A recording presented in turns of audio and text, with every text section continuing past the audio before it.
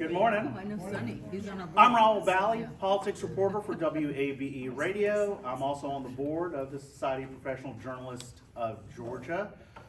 As we get fired up, I do want our board members, y'all want to raise your hands, who helped organize this. Jatika, most importantly, brought the food. Thank you, Jatika. Of Stella Payne back there. It's, I was like, it's still right, still Symington right there. Thanks to all of you for coming. And yes, this is a panel, but I love this stuff. And let me tell you why media literacy, I really care about it, because I believe part of the challenge that's going on with the media is sometimes we don't give insight or explain how we do our jobs.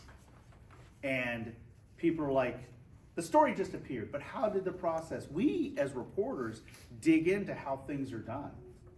Sometimes we should talk about how we do our jobs. And that's why I really love media literacy panels, panels, because people will ask questions. And that's, in the end, we're going to talk about, some of the few points we have, but we really, really, really want your questions. And don't feel like a question can be too basic, okay? I did one of these panels, someone asked, so what's this Associated Press thing? Can you explain what that is? You can ask the most basic question. That's what I want here today. That's what I would hope people would ask of how we do our jobs. Let's introduce the folks, and I'll let everyone introduce themselves. So we'll start with Jonathan down here. Jonathan, introduce yourself. Well, I am Jonathan O'Brien. I'm a reporter for WSB Radio. I work with Raul a lot down at the Capitol. I've been a news reporter for WSB since 2022. I grew up here in Atlanta, grew up listening to WSB, so it's really a thrill to get to be on the news team and to be here with you all this morning. And one of the most common questions is, how much do we hate each other? No, people, actually, his predecessor, Sandra Parrish, people would ask, well, do you and Sandra get along? I mean, yeah, we do. Like, We do. me and Sarah at the state capitol. I mean, Sarah's back there. She's at the state capitol. Who else here is at the state capitol? It's just the three of us. We actually all get along, have we yelled at each other? Probably. But it's like, do you all hate each other? That's a common question. Do you all get along, hate each other? You already have a question. I'm already confused. Why should you hate each other? Because we're competitors. I'm at WABE Radio. He's at WSB Thank Radio. you. So we're competing stations. we're the two radios, us and then 88.5. We're the three radio stations that do political coverage on the radio. The three of our stations, and that's how much we hate each other. We're all here. So. But let me tell you, I always say we're not paid enough to care.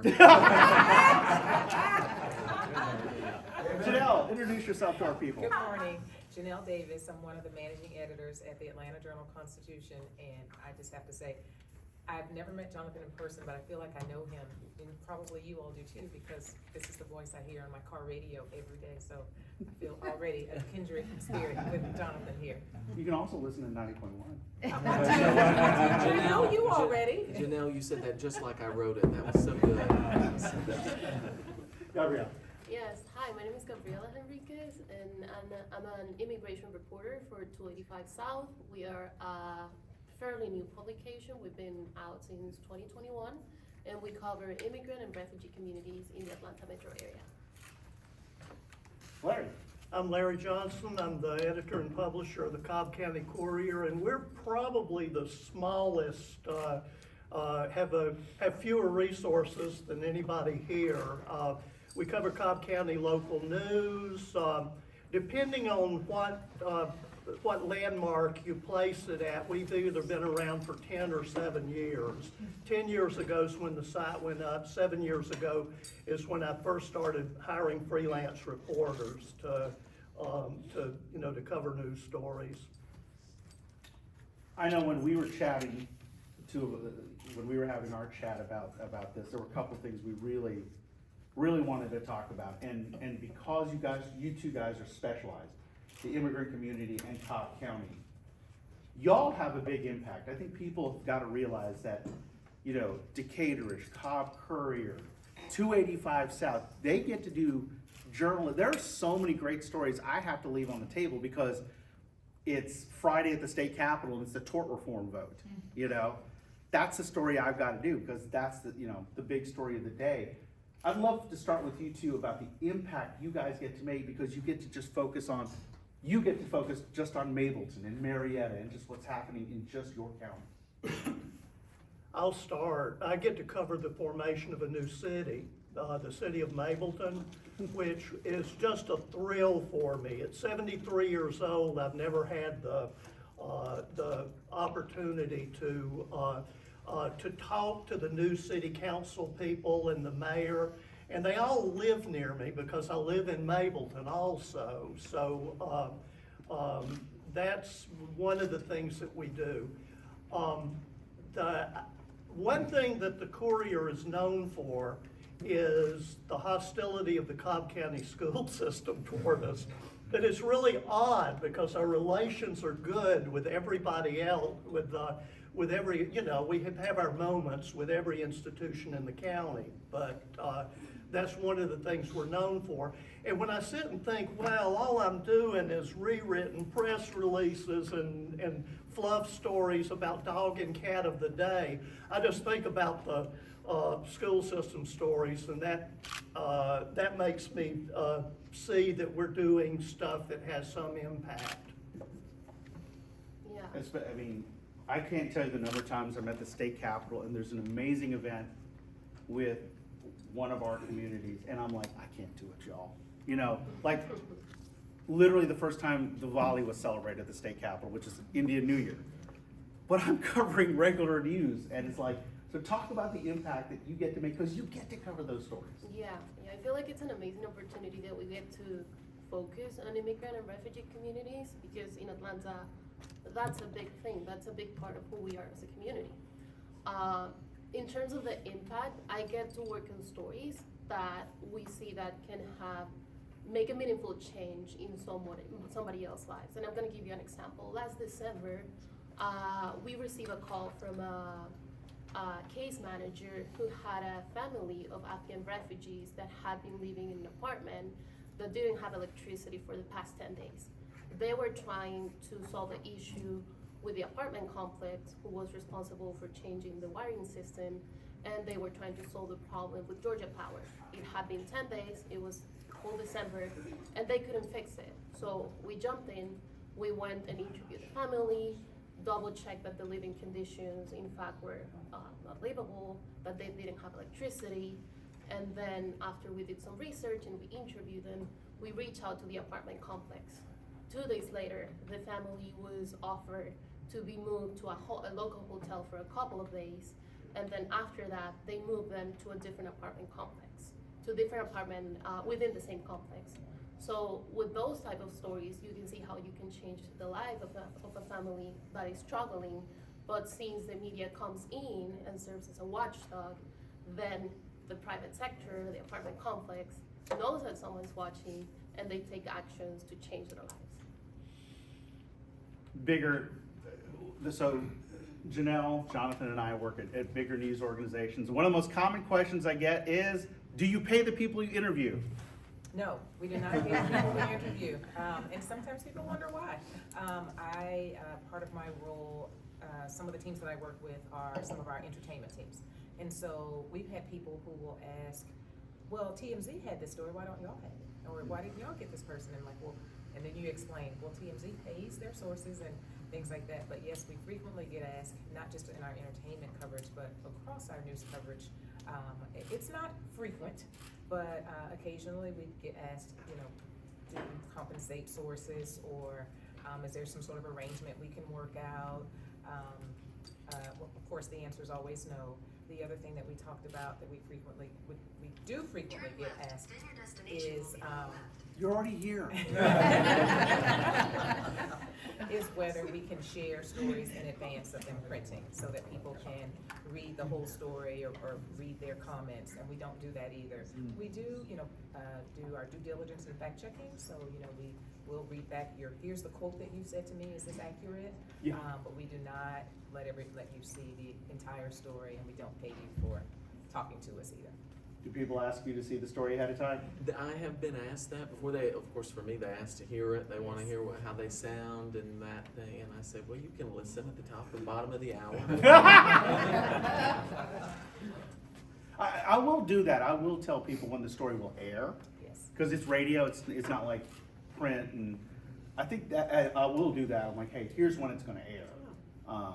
I will do that. Before I get to the next round of questions with these folks, y'all have questions? Are you getting asked for the questions in advance? Yes, a lot. I don't know about y'all, but yes. Yeah. Yeah, I feel like a good way to manage that. I don't mind sharing general topics Mhm. because, of course, if I want to get information from someone, it is a good idea that they have like numbers at the top of their head or something like that. But it's rare that you would share questions in advance. Yeah, I've got, mine's about the same, my rule on it. I'll tell you, this is the sort of stuff we want to cover that you're doing, and so be thinking about it in those terms. And also, in terms of seeing the article in advance, there are extremely good reasons not to do that. Editing an article is not a community activity. It's something that the news organization has control over. But I will tell you, well, you know, these are, we're gonna use your quote about da-da-da, and this is generally how it's gonna be presented. I'll say that. To answer more of your question, really the majority of the give and take at the state capitol, and Jonathan can jump in on this too, is, you know, what are we talking about? You know, for example, I had to sit down with State Senator John Kennedy, who's carrying the tort reform bill. Are we only talking about tort? The question was asked, are we talking about tort reform or is there other topics? And I was like, hey, my intent was only to talk about tort reform. So that seems to be my main give and take at the state capitol is, you know, are we doing just this, just that? What are we talking about? Am I talking about one bill or a bunch of bills? It kind of the same thing? It's exactly the same, and I agree with what Larry said and other folks on the panel. It is, I'm willing to give you general topics. I'll say I wanna talk about this, that, the other thing, but that doesn't mean I won't slide something else in there, if something comes up before we do an interview, so. But yeah, I agree with you. That's definitely how it's done at the Capitol. Yeah. They do wanna know at least the general topic. I will say, if I can just add No, one please. follow thing, excuse me, we do have a no surprises policy. So while we don't like share all of the questions in advance, we also do not want people reading something that they have no awareness of that we are investigating or that we're looking into. Because it's not always an investigative story. Sometimes it's you know, just a routine news story. But if there are people who like we can't get in touch with, or who, you know, initially say, well, no comment, we'll say, okay, well, this is the story we have, and these are the things that either we have found out about you, or that about your company, or, you know, do you want to respond to this? And we'll give particulars, and then, you know, it's up to the person, to the source at that point. If they want to respond, they're allowed to. If they don't, again, that's on them. But we don't want people to be surprised about anything they see in a story that's published the next day, the next 24 hours or whatever. So we do have that policy. You have an actual policy.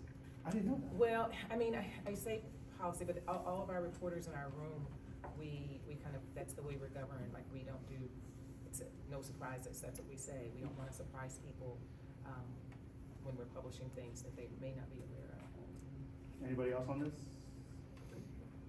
Yes, sir. How do you manage sources where, you know, before publication, they wanna know what the story or what the interview is gonna look like, how the publication is gonna look like? Hey, I wanna fix this, I wanna change that. How do you guys handle that portion of it? And if that's allowed? Depending on what it is, I do a lot of pre-recorded interview. I mean, everything is gonna be pre-recorded either on the phone or something. So I always say, especially if it's just an everyday person, not like a PIO, I'll say, look, if you say something and you don't like the way you said it, the best part about this is we can go back over it and you can say it again in this space that we, you know, I'm not saying call me back 10 minutes later necessarily, depending on, I do things on a case-by-case basis. I think we can all agree in news, there's a lot of gray. There's very little black and white, you know. Yeah, and with me, I'm probably on a little bit of the more lax end. If we run a story and somebody says, that's not what I meant, this is what I meant, and it sounds like a good faith thing, I don't run it as quite a correction, but this person got in touch and said that that, you know, I'll acknowledge it in the article, that I've edited the article to reflect that. As far as that back and forth on editing stuff, absolutely no way. I had actually, Raul would probably know the person. It was she was a candidate at the time, but now she's in the state legislature, who had been an English teacher, and got in touch with me and had this long list of things that were wrong with an interview I did with her. I went in and I changed every grammatical thing because she knew, she knew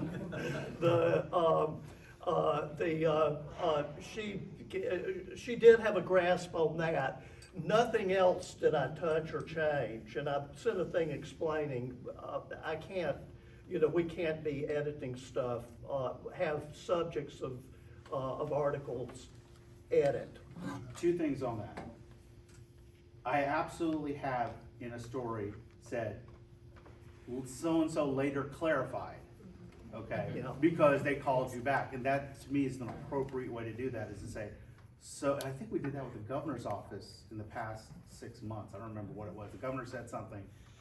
Oh, could it have been that, what was that issue about? Was it that press conference? And we were all in your office that day, and, cause he said 68, or he said, I remember that. What was that issue? Yeah, Sarah, the number. Sarah, you were there. Was it the school safety? It was the school, wasn't it the school safety? There was another one with the Peach Care. Yeah, it was, yes, that's what it was. It was when he changed the rules on Peach Care and his Pathways program, remember? That's why I And- left out the number. And they made a big, oh, yes, oh, it's all coming back to So, me. Yes. so yeah, I mean, Yeah. but, and then I do call back if a story has changed since the interview, which happened recently with the whole situation around Rivian. Like something changed between the time I interviewed someone and the story was, and then you're like, you've got to go back and say, hey, it's changed. And in that case, the interview was moot because the story had changed so drastically. To air the interview would have been frankly unethical. So that's, sometimes you gotta call people back and say, hey, the story changed. Does that change what you said? Or like I said, in the case of the Rivian story I was doing, it was, the interview was no longer valid.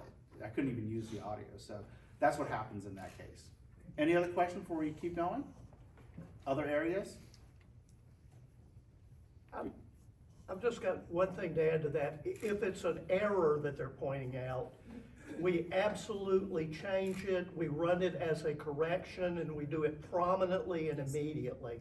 And with web-based publications, that's a lot easier than it is in print, but it gets up to the top of the article and in the article where the error occurred. Next question. This is the more challenging area. Misinformation and disinformation. And I'll start with me and one of my former editors, Susanna Capilouto, is back there, and I've talked about this. When I worked in this building, WSB, a long, long time ago, in a place far, far away, the person I learned the news business on was Mike Kavanaugh, who was, you present side A, you present side B, and you get out of the way. Well, that's not that easy anymore in the world that we live in with disinformation, misinformation. Let's start kind of 50,000 feet, you know, maybe I'll start with you, Jonathan, when someone even sends us, hey, this happened. Where's your starting point of, you know, this happened? Right. Well, I mean, it depends on what it is. As you're going to hear us say that a lot. It depends on what it is. I mean, you're right. We do get sent a lot of tips about, oh, this happened, or oh, this outlandish thing with no evidence, or what, you know, and you just really have to go through the process of how much do I believe this person? Can I, you need to confirm whatever it is. We always have a policy, or I was always taught in you know, journalism school, that you have to get at least 3 people to kind of confirm something like that. But you're right, we have to be so careful with everything. You never want to be wrong. You know, that I think about that every day, anytime, especially at the Capitol. I'm like, I never want to be wrong. I never want to get that call that someone wants a correction or, oh, that's not what I meant when I said that kind of thing. So I don't think I'm answering your question very well, but I believe in that old, you always say trust but verify. Well, we put the emphasis on verify, I think. Same, I would agree with Jonathan there, we do put the emphasis on verify. We always tell our journalists as well, and I try to live by this as well, it's more important to be right than to be first. I know that sometimes when you're really running and gunning and you're like, oh, I gotta get this before WSB or before WABE or right before, whomever that's out there, but that's how you can really put yourself in a bad situation. So, especially in the times that we're in now with AI and with all kinds of things happening on social media, you really, really have to be very vigilant about the tips that you're getting and making sure that you are verifying them for yourself, not just because someone else has told you this or because you've read it somewhere else. You have to verify these things for yourself. I have something. And I wanted to, go ahead, I definitely want to hear from you. Yeah, so I feel like, for example, with immigrant communities right now, there's a lot of fear mongering, right? So we often hear if someone sees a police car, it's like, oh, that's ICE. And it's like, okay, we want to track, whereas like if mass deportation is happening in the city, but it's difficult when every time that someone spots a police car, they think it's ICE and they report it as such. So a few weeks ago, my editor, Sophia, and I received a tip of someone that about apparently a rape was happening at a high school. And we were like, oh my God, this is horrible, we gotta check it out. So I went to the high school where it apparently was happening, and indeed there was some police presence, but it was something different. It was a bomb threat that the high school received, so they were in lockdown. But a child texted their parents that they were concerned that this was an ICE raid, but it was not. So for us, it's always try to go to the primary source. Where is this coming from? If you can go in person and confirm that, try to do that so that you can kind of like not contribute to this misinformation that it's easily spread through social media. How much harder is that though in the immigrant community? Because take it from me, the number of things that come off my WhatsApp, especially in our communities, like how much harder is it, tell me, do you feel like there are more challenges for our communities when we're dealing with, information and rumors and tips? Yeah, I feel like with immigrant communities, especially if they're undocumented, it's easier to get through them because they're probably afraid of reaching out to the media. So that's why it's so important to, we were talking about this before, develop your sources and try to build trust with them. Because if you already have a relationship with with a neighbor, they can vouch in for you and you can talk to the person that's claiming whatever it's claiming. So it definitely has a layer of difficulty. But I feel like with time and with trust, you're able to kind of like confirm those rumors and those things that are happening through WhatsApp groups. Larry, you and me talked about this before, about not just misinformation and disinformation. There are actually organizations out there that are publishing information about Cobb County. And some of them even have like a grain of truth to them. I mean, Yeah. talk about, there are some other organizations in Cobb and whether some of them have a beef with a specific person or a specific issue, to talk about that. Yeah, I've looked at a couple of purportedly news websites that popped up in Cobb County, and I'm trying to track down another. And looking at them, you can apply a few rules to evaluating websites that are really pretty helpful for determining whether it's going to be reliable information or not. The first thing I always do is look and see if the articles have any bylines on them and whether there's an equivalent of a print publication masthead where it tells this is who runs this is how you can get in touch with us, this is where you send corrections, just the normal sort of things that you'll see on any news site. Neither of these sites had it. In one case, I know who is running the site because they were a perennial candidate who developed grudges against every candidate who beat them, up the line. And a lot of the shorter articles will be all kind of press release stuff. The longer articles will be all attacks on those particular people. That one was kind of easy for me to evaluate. And it's not that it's misinformation, it's that it's opinion columns running as news. And the person's never quoted who's the subject of it. It's always in a negative light. And also the adjectives that are used are just clearly hostile. You know, it's like the way that the person's described. The second one is a new one that's popped up. Same stuff. All of the articles are signed admin, which is kind of the WordPress-ish way of publishing something anonymously. All the articles are basically attacks on the chairwoman of the county commission. You know, every one of them, or draws from some other kind of clearly political playbook. And that's sort of the way you evaluate that. As far as the tips coming in, you know, if the the tips really increase 2 weeks before an election. It starts 4 weeks out, and then 2 weeks out it accelerates. And in a lot of the cases, I know the people who are giving the tips, and it can be the same sort of thing where this is a former candidate, you know, who lost. And sometimes the stuff they're saying looks like it might be true, but no way do I run October surprises. I won't even really run anything explosive 6 weeks out. You know, and if I could just add one thing, as we were talking about it, I thought about breaking news situations is another time where you really have to verify. And something you said made me think of Appalachia.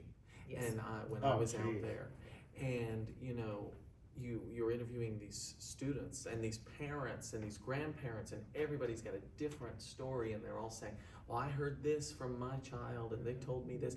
And if you were listening to WSB radio that day, what I was trying to emphasize was, this is what this person said. We cannot verify this. You're so desperate for information. And I think in those breaking news situations, we're all scrambling to get something. And that's where real danger is, that you report something different. And I hear a lot of times people say, well, when I heard that story at first, it was completely different.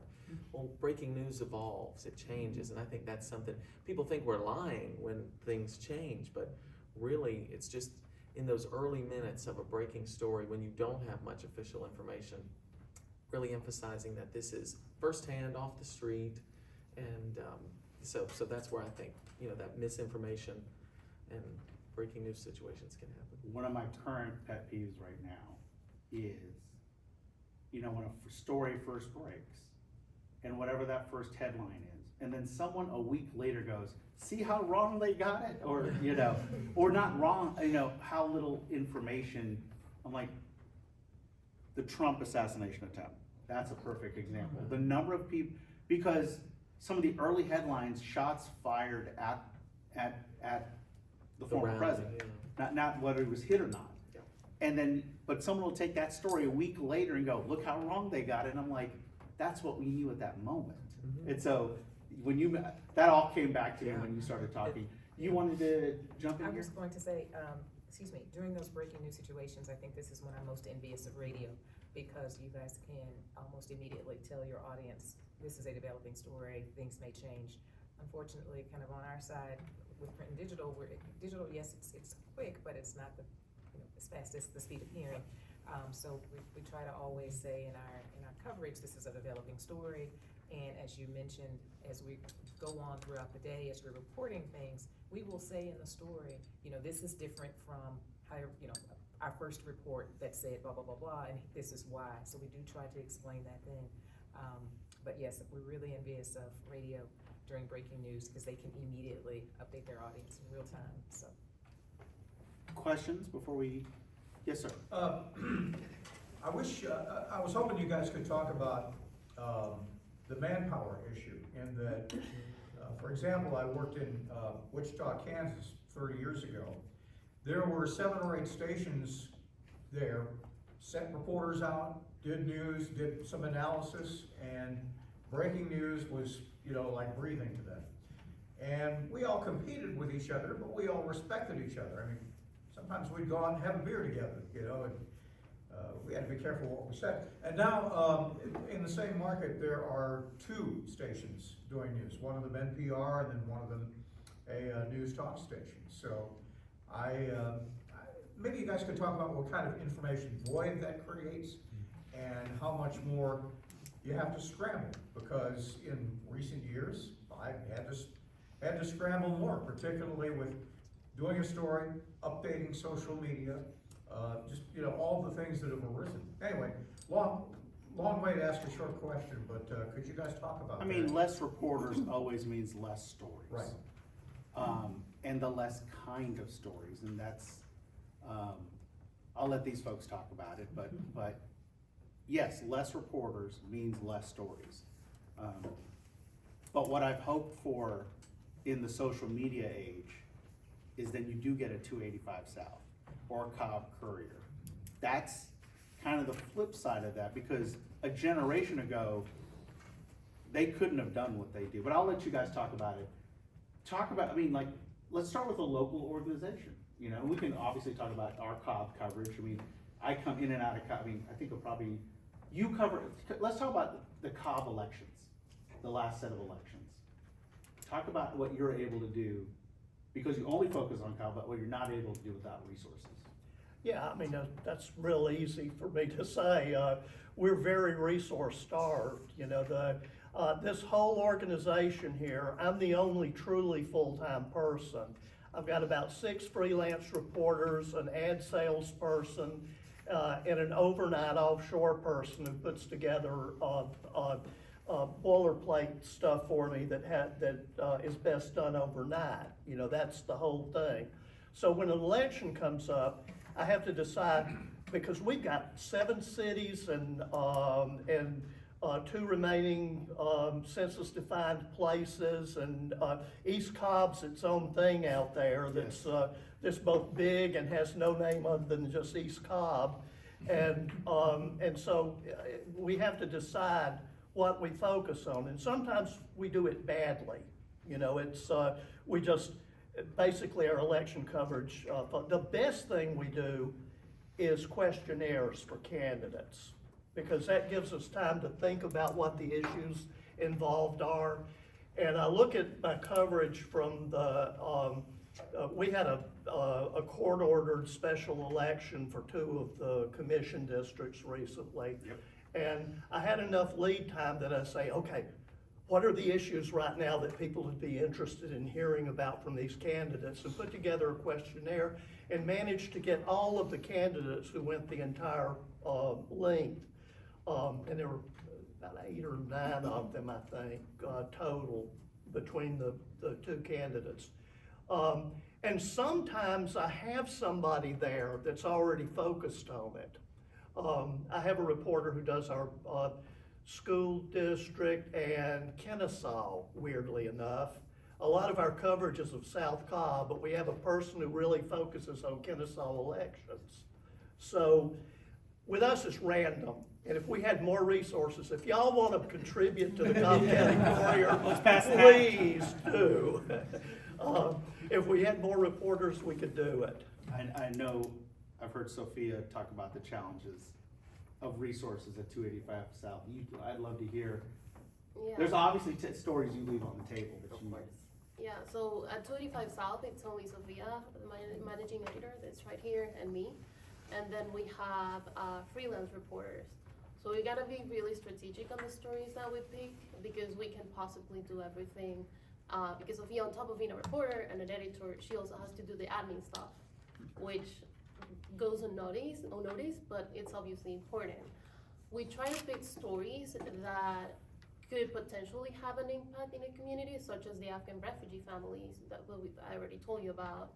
But we also try to highlight the positive things that the immigrant communities are doing in Atlanta. We often hear that, yeah, we, like you guys, the news publish about the struggles that immigrants have, but we also do many contributions to our community.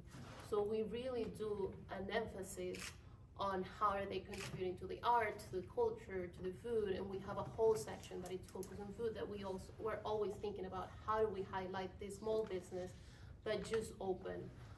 Indeed, we leave a lot of stories on the table, but we try to hear what our readers and our immigrant communities wanna see reflected in the news, and we try to put that out there with the small resources that we have.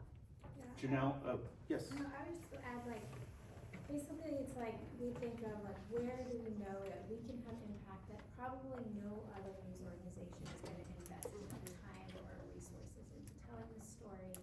And, where is there, like, a gap in the current local media ecosystem? So, like, what is something that nobody really covers? Like, we covered many stories on Asian seniors in Gwinnett County and their struggles with transportation. That's a story, like, it's not really on the radar of other local media outlets, so we invest the time into it.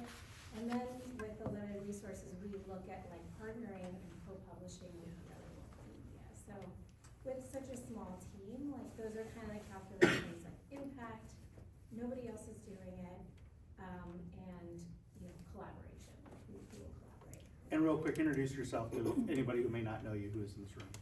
My name is Sophia Qureshi. I am the founder and publisher of 285 South. I've worked with Gabriella. And let me go back to something you asked earlier, combining with what Sophia said. Collaborate, like, there are great stories that Decatur-ish is one of the partners for WABE. And that collaboration is so important because the Decatur-ish person can reach out to me and actually reached out this week about a story. Like, hey, can you help me with this story real quick? To just, you know, and so I know, even though it's another news organization, I know that story is going to appear on WABE's website. Even that collaboration is important, you know, whether it's another news organization. In the same way, you know, we were joking at the very beginning, but Jonathan has absolutely gotten me audio from a press conference that I've missed, you know, or I was late for, or I was at something else. Again, even though we're like competitors and blood enemies and whatever else we're doing. There's even collaboration among journalists to look out for each other because, you know, are we gonna share our exclusives or some of the great stories that smaller, no.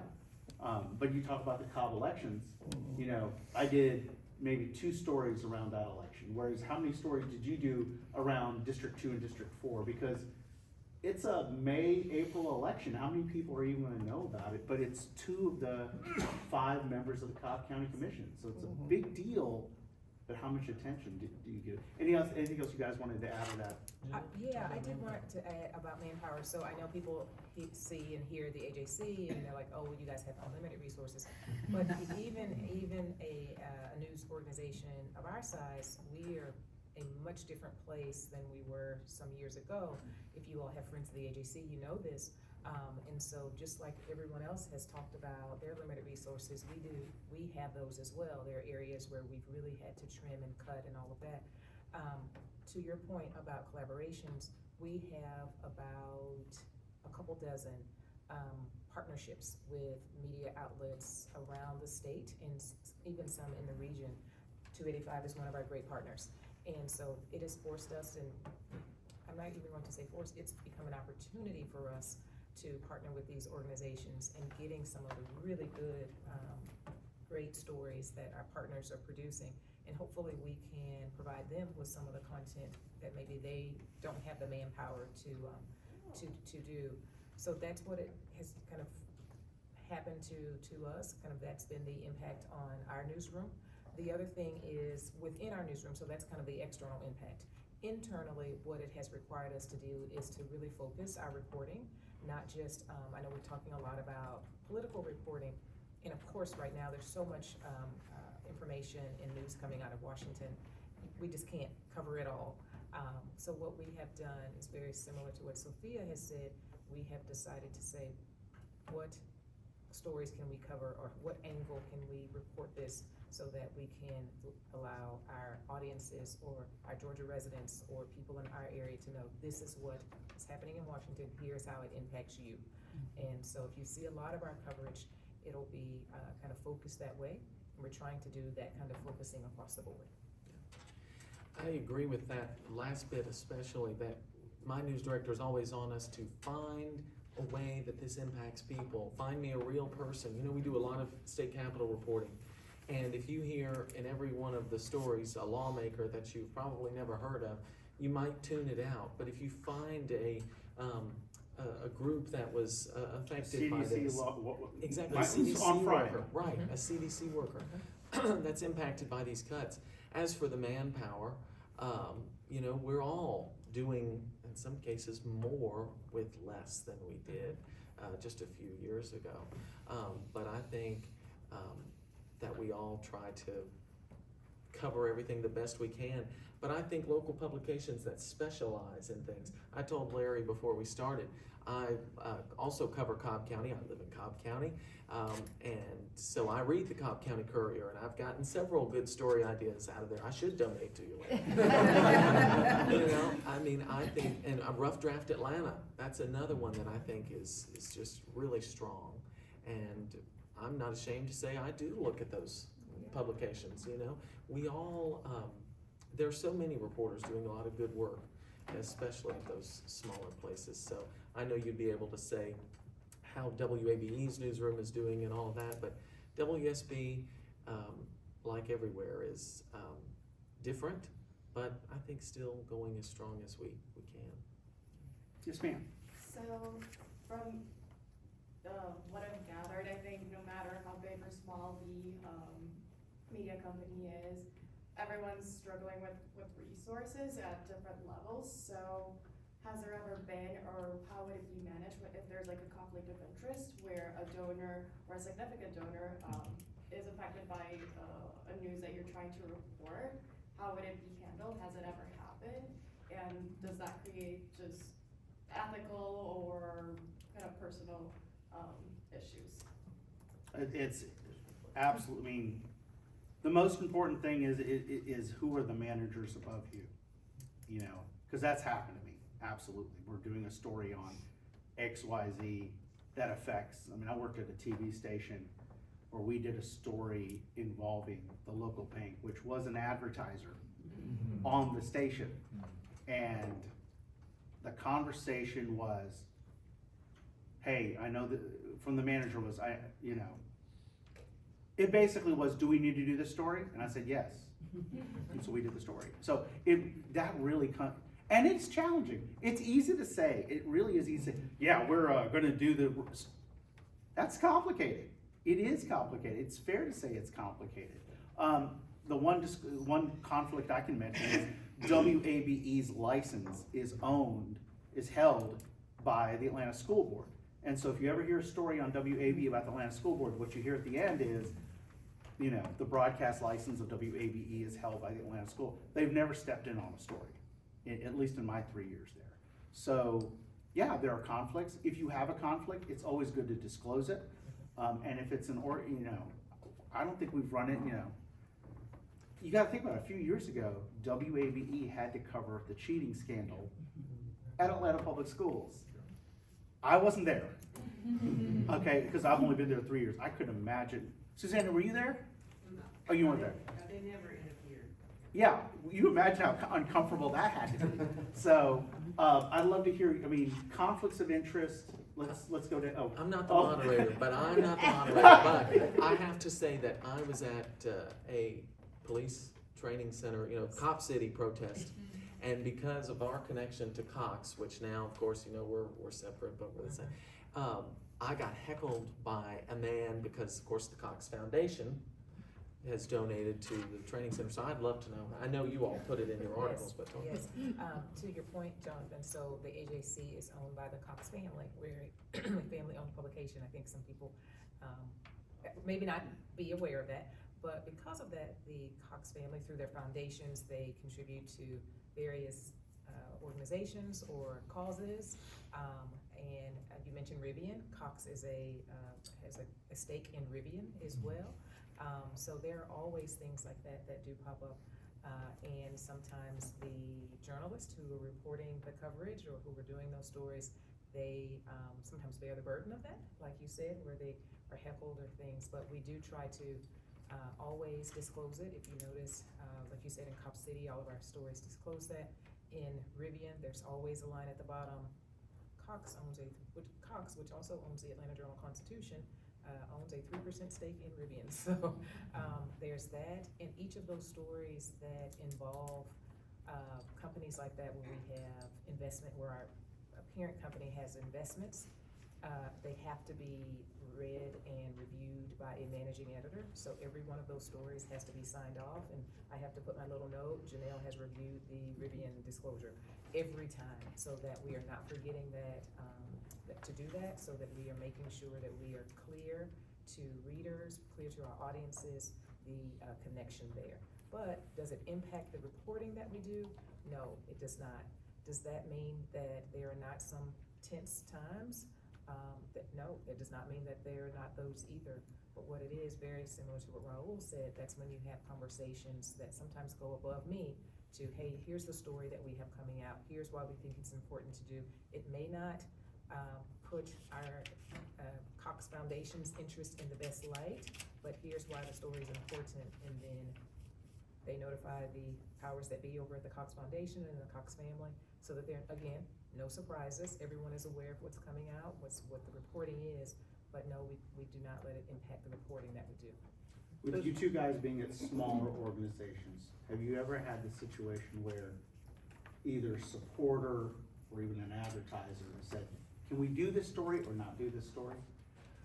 I haven't had that exact thing, but it's always a point of terror for me, and it was especially true.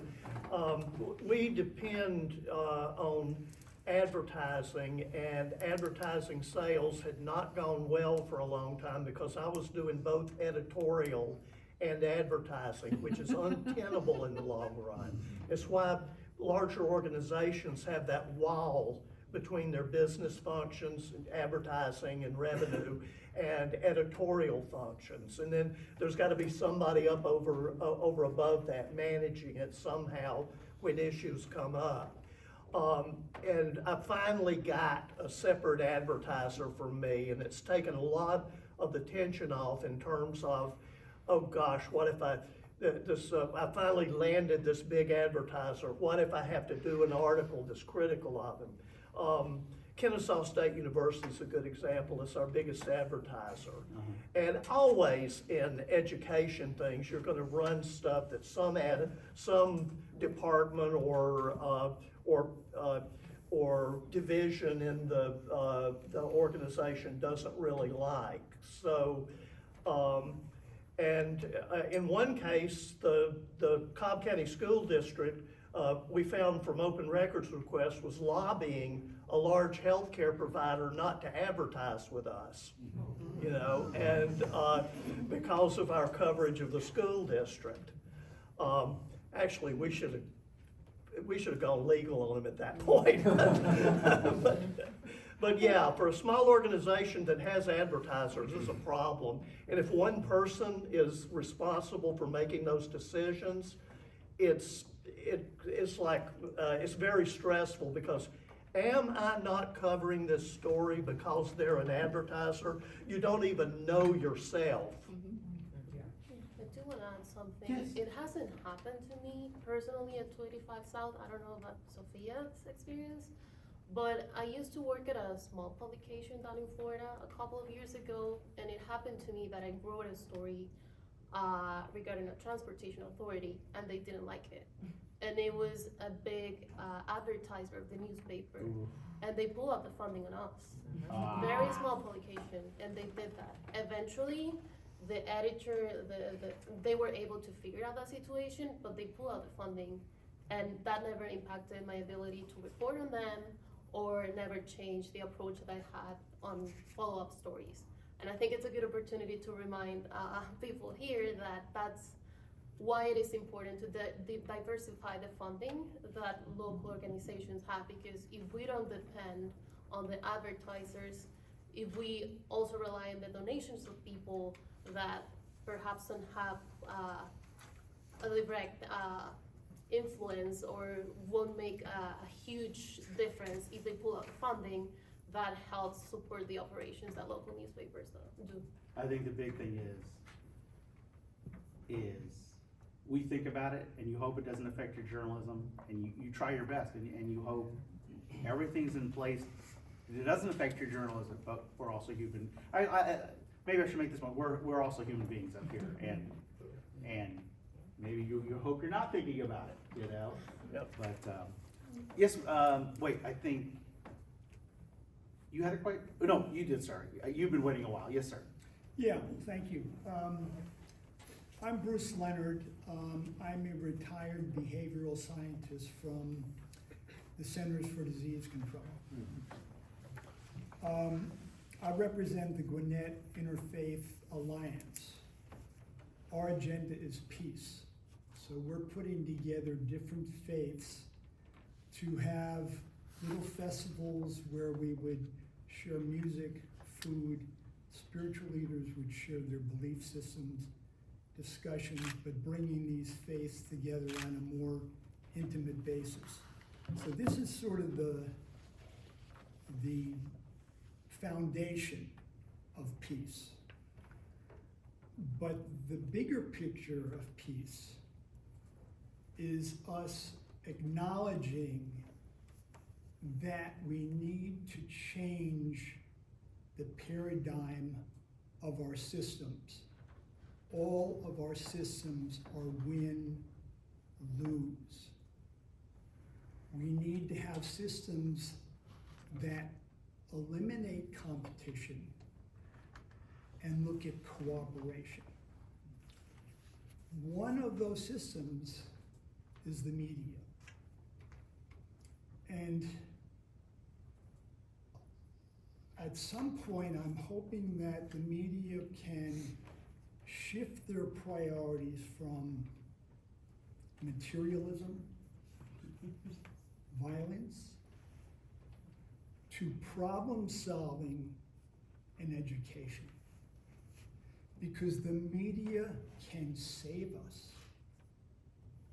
The media can, with the help of artificial intelligence, come to the truth. We have to acknowledge these things in order for us to achieve peace. And I think what you're seeing is some organizations are seeing that. Like if you listen to WABE, we don't do day-to-day crime anymore. I think it's been a long time, ever, that, you know, just, you know, hey, this crime happened. Now, will you do stories, a bigger story on crime? Yes. In the end, it's gonna, if you want that kind of journalism, you've got to support or go to the organizations that do that kind of journalism. In the end, if that's what you want, and there are organizations who've done that shift, you know. Like I said, we don't do day-to-day crime. I'm not gonna speak for anybody else up here, but there are a lot of organizations that some organizations don't do day-to-day, this crime happened, that crime happened. So, in terms of the win and lose, sometimes the stories of the state capitol are win and lose. I mean, that's just, it's hard for me to say, no, I'm not gonna do that kind of story when, you know, now, the important thing that I get to do at WABE is I can put more context to that, you know, that sometimes it isn't Republican and Democrat, sometimes it's urban, suburban, sometimes it's Senate versus House. So, but sometimes in some of our reporting, sometimes it is win or lose. Y'all have thoughts on kind of you're asking the bigger picture of journalism, how we do it. Yeah, I mean, I'm throwing out a lot of sort of ambitious, delusional. I don't think it is. No. You know what? I think 15 I'm years. an old hippie. But I don't think so. 60s. You don't understand how nice it was to, you know, when I came, I've been with WABE 3 years, to come to a news organization, we don't do day-to-day crime. Okay? I applaud I you. love it. Trust me, when I came to that, you get your ways ahead. I just wanted to point out that, sir, that there is a different types of journalism you're talking about. There is a strain that's called solutions journalism. Yeah. That is a type of journalism. Like there are different kinds. Like there's community journalism, there's watchdog journalism. You know, they're different, like it's all journalism. So it's hard to kind of say journalism has to be about peace, right?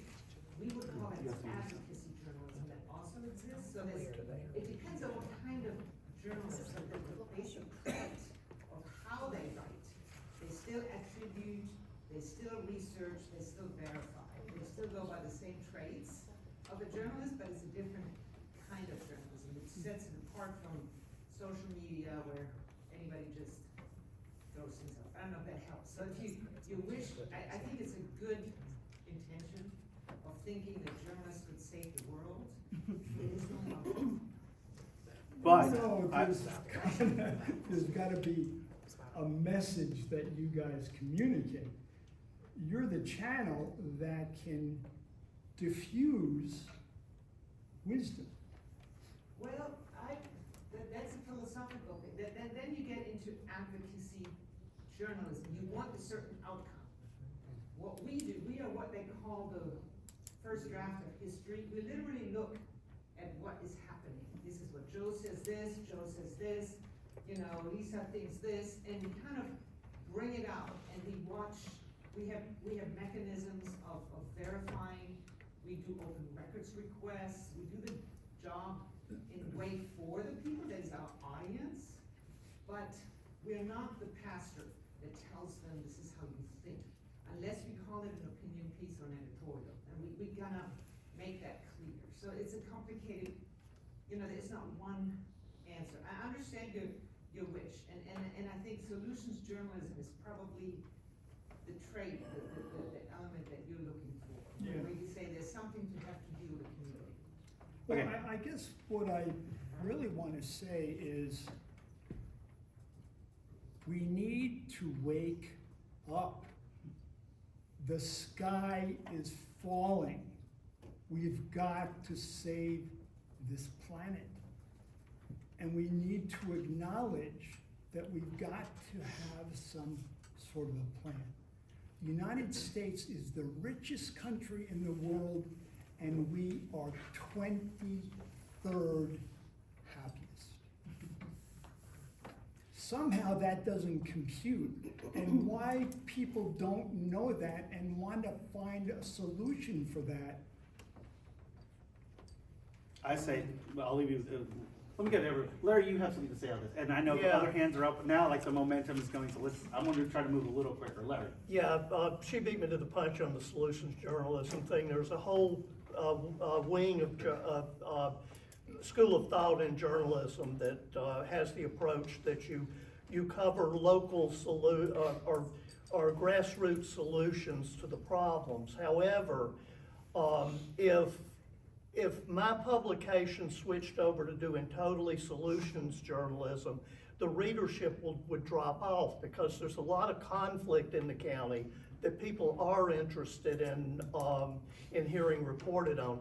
I do run some crime stories. I no longer put names of people in who've been arrested in any story. You know, I have a little boilerplate that I put on the top with the reasons, you know, and everything. As she said a few minutes ago, we're reporting, particularly at the local level, on what's going on in the local community. I don't disagree with your overall, with your overall observation, you know. I hate to say it this way, but I read all the Marshall Rosenberg and John Rawls and, you know, people who that was their whole core of their philosophies and practice too, and think it's a great thing. But if there's an election, and I have the resources to cover it in depth, it's gonna get covered, and that is conflict. Anybody else on this? Because we've got a bunch of hands. I think Susanna spoke very well. That was Okay. great. Sir? That's fine. Me? Yes. Oh, you had your hand. Yes, Right. I did. Thank you, Susanna, for reminding us of solutions journalism, because I realize it is greater than ever. My focus is rapid decarbonization so that we stabilize the climate. And I can find in a heartbeat every solution to every type of carbon emission on the globe in a podcast somewhere. A bunch of podcasts. There's like 10 or 20 of them. And so I'm overwhelmed with data on how to solve the climate problem. So my concern, I appreciate your approach very much, and I agree, totally agree. But my concern is the other piece that's really probably not in the room because they don't have editors, but they have eyeballs, and that is real disinformation. Troll farms and billionaire-funded troll farms and more billionaire-funded troll farms, all the ways that we can be manipulated by things that people look at their phone and think they're listening to reading news, and it is not news anywhere close to what y'all produce. And there's no, I don't know how to cap that. I don't know how to manage it. I don't know that keeps me up at night. Look, it happened this week with my 10-year-old son showing me a video, and I went, A, that's AI generated, B, it's not true. Yeah. I mean, that's a 10-year-old on YouTube, trust me, as a dad, I'm trying to figure that out. Sir, you've got a question. Yes, my name is Jason Woolak. Proud to say I grew up in the 90s here. Dad listened to WSB radio in the car in the morning. We got the AJC delivered to our house on the driveway. So a lot of this stuff is sort of nostalgic for me coming in here. The good old days. I was in an interesting generation where I crossed between that and new media. People that are in their like 30 to 40-year-old range. Yes. My question is, I was thinking about resources and how I think that has a lot to do with how people consume media now.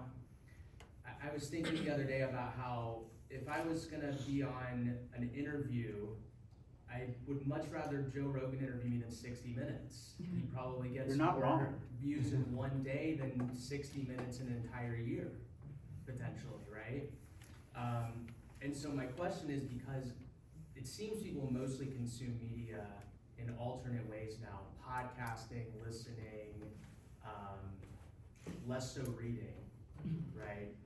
How is traditional media evolving? And obviously there's, on the national level, you get a lot of podcasts and alternate ways to consume. On the local level, not as much of that, right? Like a lot of traditional forms of media, if you're gonna go get Atlanta news, right? AJC, WSB, but to that question, how are news organizations evolving in that space? Because those resources might continue to dwindle.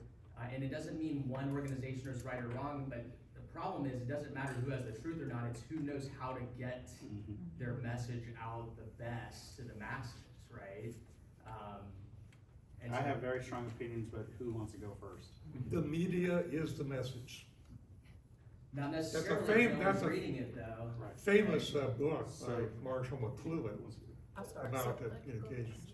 Of course, So one of the things I think the message is also the message. Janelle. Excuse me, sorry, I didn't mean to speak over you. So one of the things, you mentioned the AJC in your driveway. So most of our readers now are digital. So we are in the process of kind of undergoing a major evolution of the AJC. We're trying to not only ourselves, but the perception that's out there of what the AJC is, because many people think, when they think AJC, they think newspaper in my driveway. We are trying to change the perception of legacy newspaper to modern day media organization. If you notice, the word newspaper is nowhere in there, because that's not how people consume news anymore. So as part of that, what we're I'm not going to say anyone doesn't, but not as many people anymore. So as part of that, what we are doing is we are focused on those digital channels that you talk about. So we've got a podcast, we are developing others.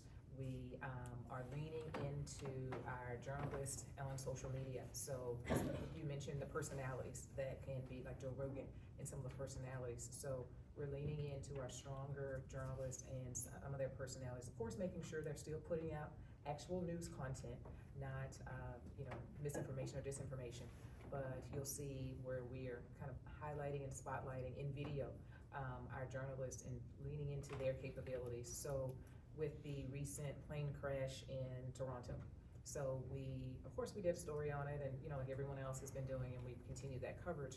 But one of the things that has gotten the most engagement among people, we had our aviation reporter do a video about the safety of airlines, and is it safe to fly? That was the whole video, was about whether it's safe to fly. And that got so much engagement, we put that out on social media. And of course we link back to the, to the written story and all of that, and that's great.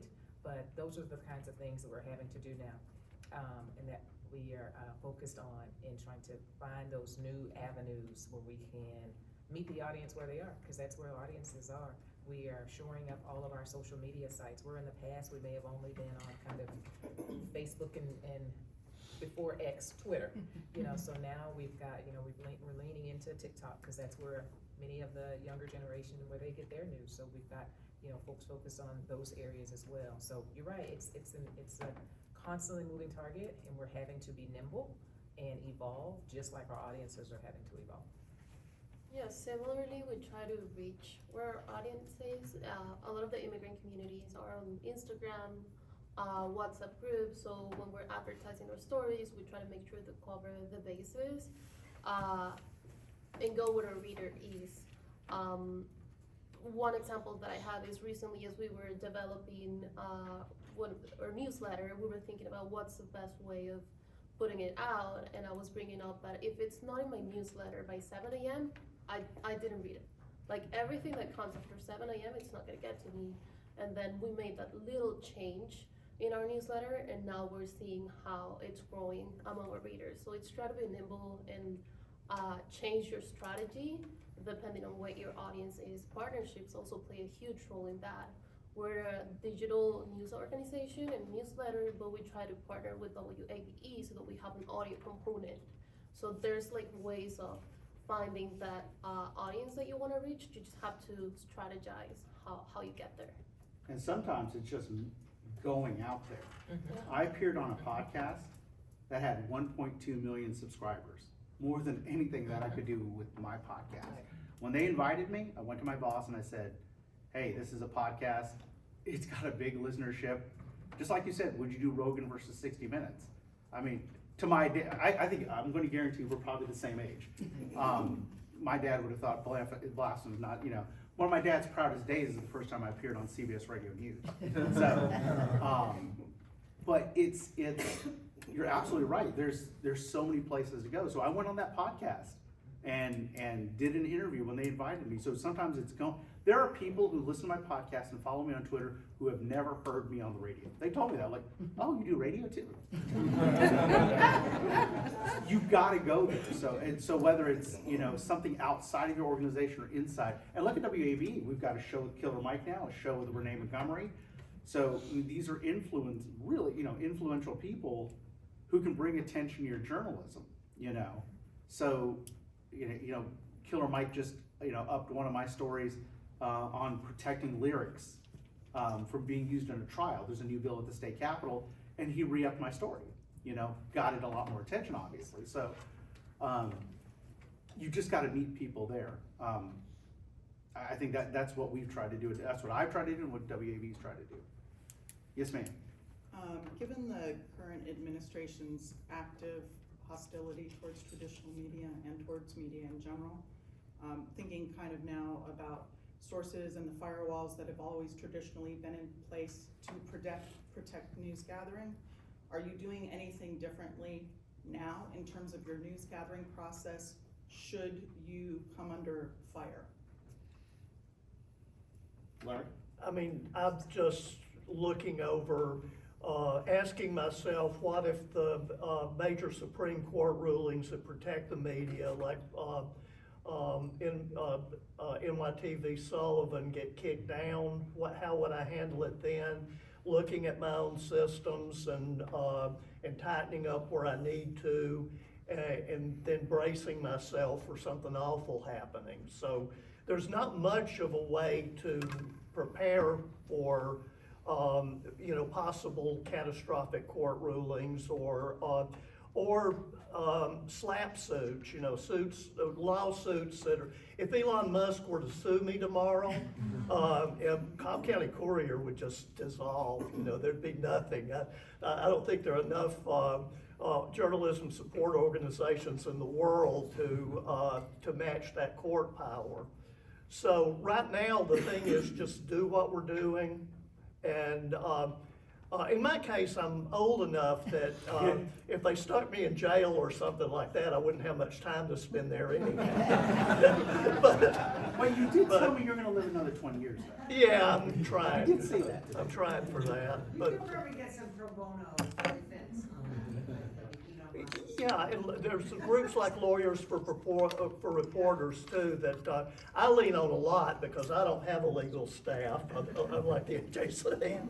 So I'll contact them in a heartbeat. Hey, look over these terms of service and see if I'm going to automatically violate them if I start using this service, you know, that kind of thing. And so there are people who would jump in to help, I'm sure. What changes in the Trump administration? I feel like for the first few days, we were overwhelmed by the amount of executive orders that were coming out, and the truth is that we do something very specific, that it's covering immigrant and refugee communities. So we try to focus on that and not get burnt out in the first few days. So we try to be strategic about the things that we consume and we cover. And then on the news gathering process, what we've done a little bit differently is try to put resources together that journalism of solutions that we were talking about before. A few weeks ago, we put together a newsletter where we gather resources that undocumented people could check to know their rights, to know which nonprofit organizations could work with them. But then a few days after that, a white lady approached to me and said, you know, I'm a reader, I'm American.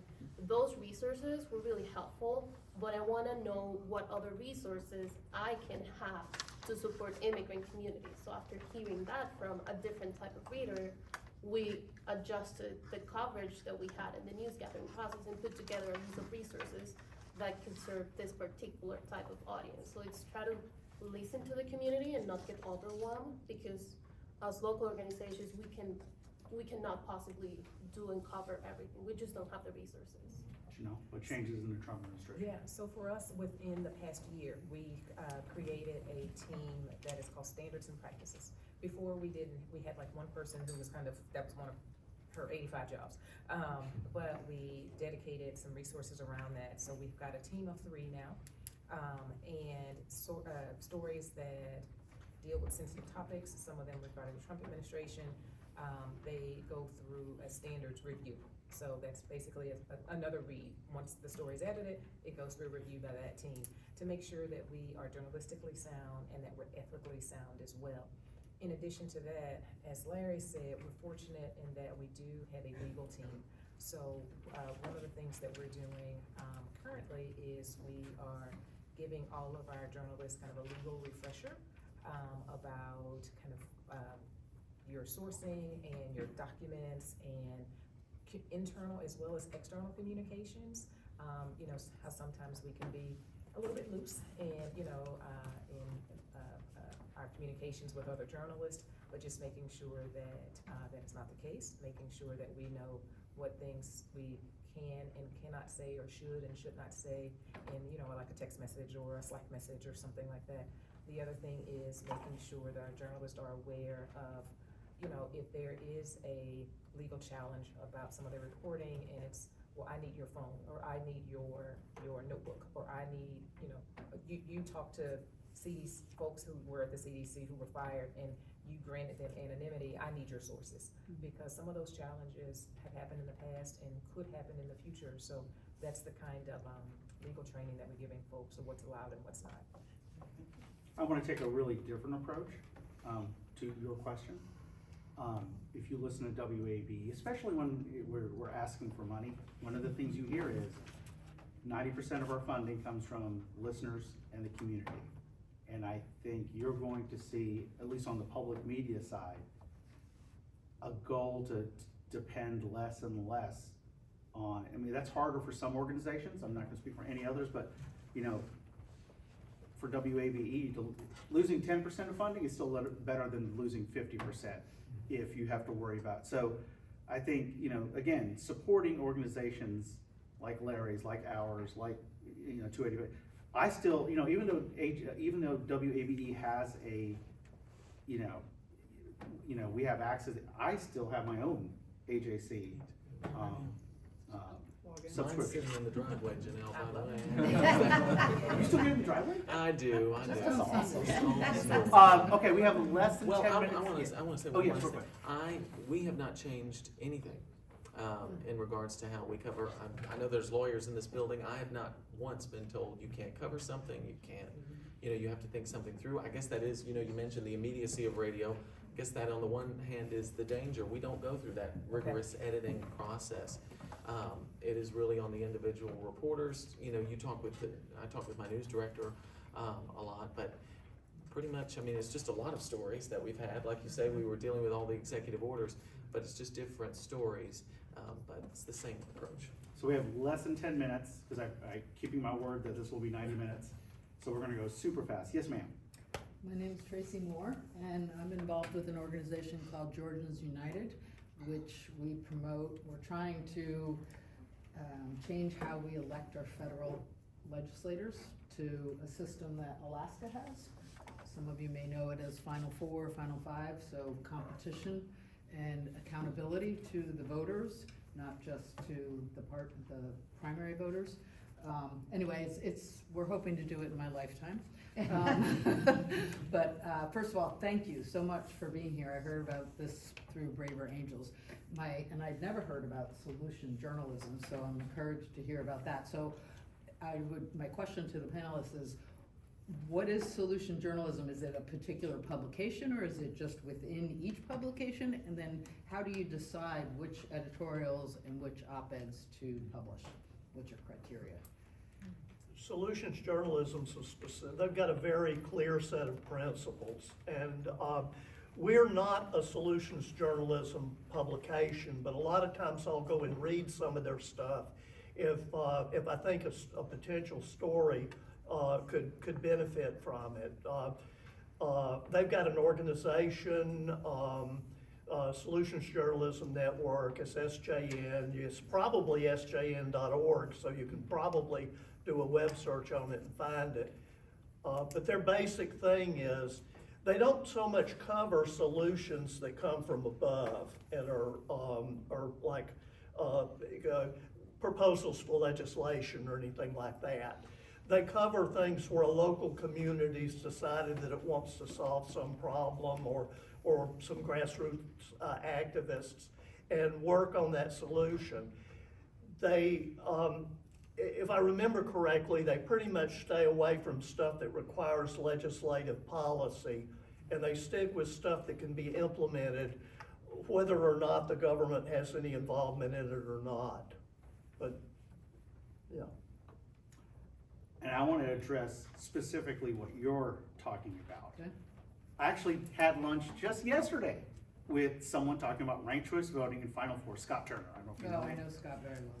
And so really all I'm waiting for is a piece of legislation that starts moving on the topic you care about.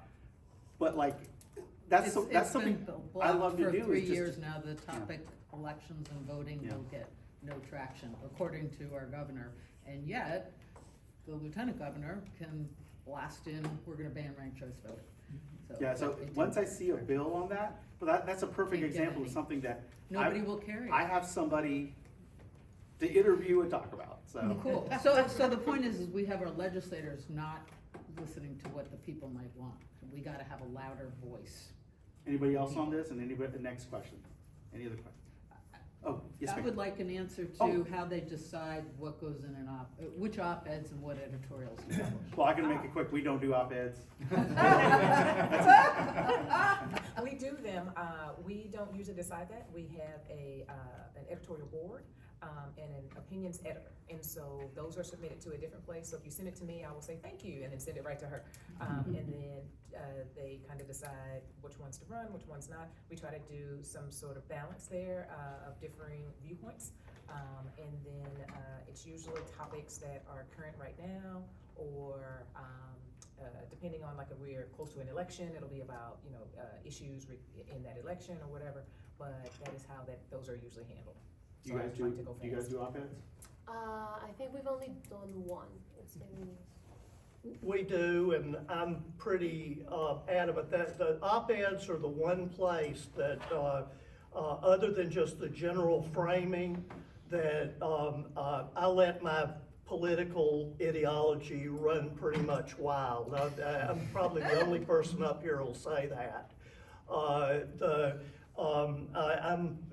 I'm a left-framed individual, so I'm much more likely to put an op-ed in, unless it's something that I think is so well-reasoned from a conservative voice, and it's something I think people should be thinking about. We do run, but we don't do it often, actually. Somebody will submit a thing and we'll run it. I won't run anything that I think even edges toward racism, all the various phobias or